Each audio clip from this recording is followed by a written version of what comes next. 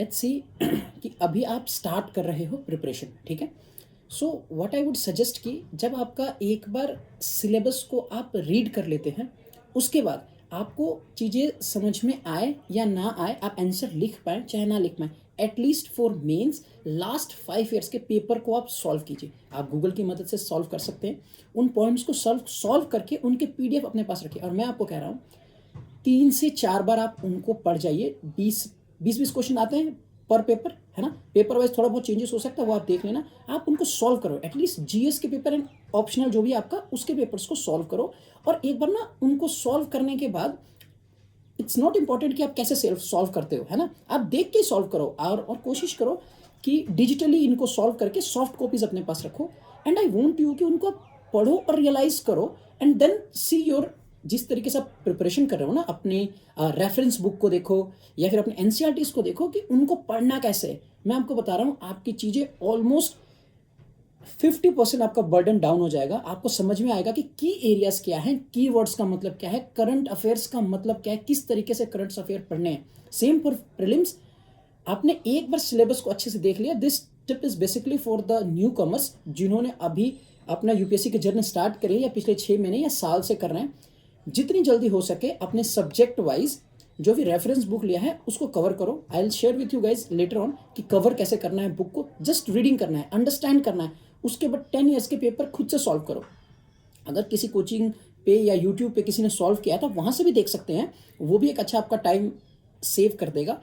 उसके बाद आप ना एक आपका mind, your mind will start working कि how you have to prepare.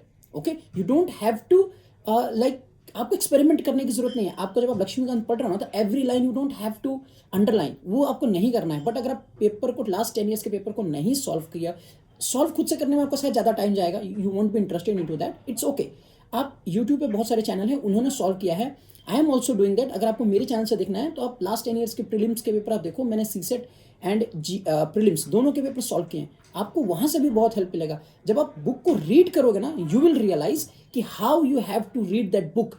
You will realise कि क्या इंपॉर्टेंट चीज़ें नहीं हैं जो आपको मगअप करना है। इनिशियली क्या होता है, क्योंकि लैक ऑफ गाइडेंस है ना, बच्चे बहुत सारी स्टूडेंट्स जो होते हैं वो बहुत सारी चीज़ों को मगअप करने लगते हैं लाइन से। जैसे कई आपको लिस्ट मिलती है ना, प्रेसिडेंट की, वो डिफरेंट डिफरेंट लिस्ट मिलेगी, कमिटीज़ मिलती है, और वी स्टार्ट, है ना, फंडामेंटल राइट्स, कमिटीज़, अमेंडमेंट्स, हम बहुत सारे लिस्ट को मगअप करने की कोशिश करते हैं। It is not going to help you, it will only going to increase your mental pressure that we not need to do. आप देखो ना, हमें हर क्वेश्चन नहीं करना है प्रीलिम्स का। 50-60 क्वेश्चन पे तो आपका कट ऑफ क्लियर हो जाता है, ठीक है। Same as for mains, you don't have to write everything possible, no, you just need to attempt right way।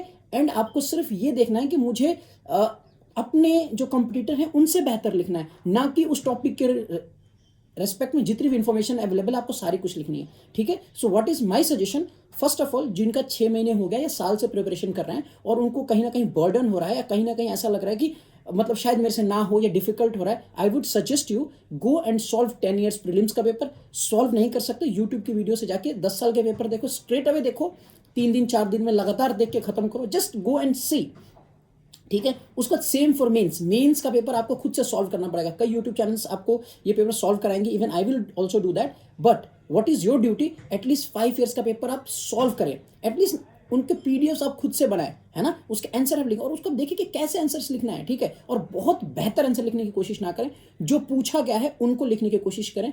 जो पूछा जाता है ट्राई करें कि उसके, अगर जो कोई क्वेश्चन है तो 70-80% व्हाट हैव बीन आस्क्ड, उस बेसिस पे क्वेश्चन कर। अगर आप ऐसा माइंडसेट रखेंगे तभी आपका सिलेबस ऑन टाइम पॉसिबल होगा, तभी आपकी रिवीजन हो पाएगी और तब उसमें ऐड ऑन हो पाएगा। बट अगर आप 100% बेस्ट देने की कोशिश करेंगे कि मेरा इकोनॉमिक्स में तो मिस्टेक नहीं होना चाहिए, आप मेरा पॉलिटी में तो मिस्टेक नहीं होना चाहिए, तो आई एम सॉरी टू से आपका सिलेबस ही कंप्लीट नहीं होगा ऑन टाइम। और ये मैं अपनी पर्सनल एक्सपीरियंस आपको बता रहा हूँ, ठीक है। तो सिलेबस कंप्लीट करना ऑन टाइम बहुत जरूरी है। प्रीवियस ईयर पेपर सॉल्व करना उससे भी ज़्यादा ज़रूरी है। सबसे ज़्यादा ज़रूरी ये 2 चीज़ हैं, उसके बाद सारी चीज़ें आती हैं। करंट अफेयर वगैरह बहुत smartly you have to read.